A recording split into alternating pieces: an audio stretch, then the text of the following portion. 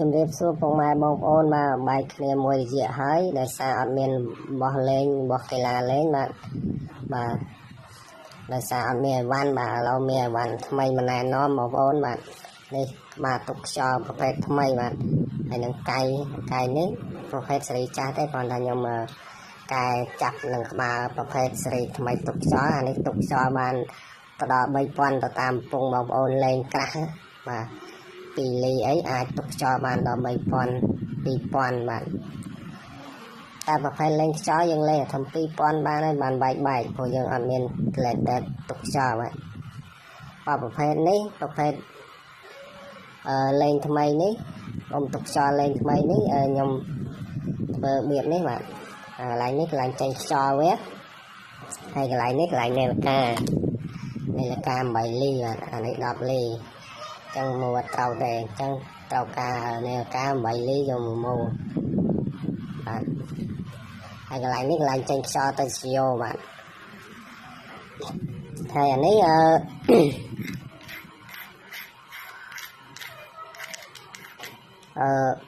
យើងសារទៅភ្ជាប់នឹងពងចង់បានពងវាយណាក៏បានដែរបាទកន្លែងចេញខ្យល់វាកន្លែងស្ទុកខ្យល់បាទអានេះក្បាលស្ទុកខ្យល់វា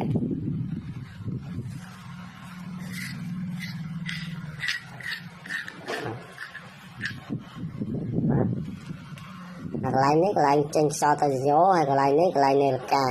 បាទហើយកន្លែងនេះកន្លែងបណ្ដោអុកបាទពេលវាអុកទៅវានឹងចេញខ្យល់តាមនេះទៅស៊ីយ៉ូហើយកន្លែងនេះកន្លែងខ្យល់បញ្ចូលបាទក្លើគ្នាបាទប្រភេទកាយខ្ញុំធ្វើប្រភេទនេះបាទដើម្បីតម្រូវឲ្យមូចូលនឹងដុំទុកខ្យល់នេះបាទប្រភេទនេះរឹងមាំល្អ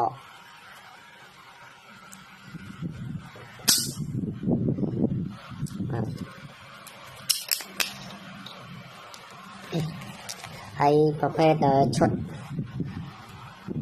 តដុំទុកខ្យល់បើសេរីថ្មីនេះ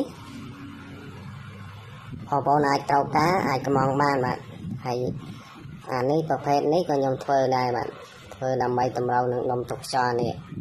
ហើយអានេះកតទៅកំពង់ខ្យល់បាទប្រភេទដុំទុកខ្យល់នេះមកឈុតវាបងប្អូនខ្ញុំនឹងដាក់រូបនៅលើខាងលើហ្នឹងបងប្អូនមើលទៅ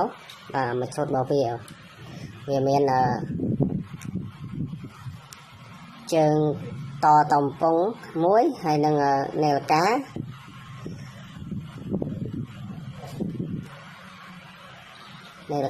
ហើយនឹងជើងតតំពងបាទវាមានឈុតហ្នឹងហើយនឹង